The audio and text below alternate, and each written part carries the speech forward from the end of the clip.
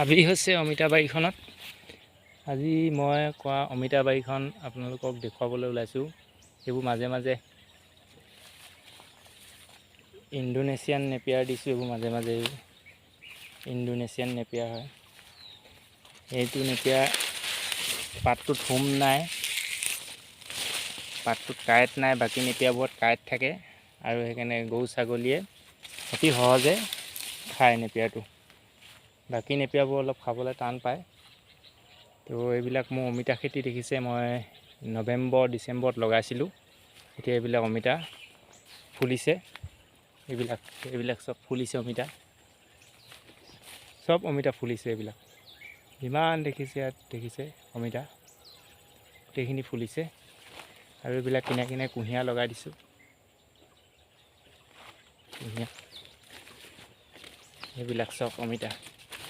এইটো চক কিমান হাইটটো চক আপোনালোকে, হাইটটো মাত্ৰ 2 ফুটমান হ'ব, 2 ফুট 1.5 ফুটমান হ'ব। চক অমিতা, এইটো চক অমিতা।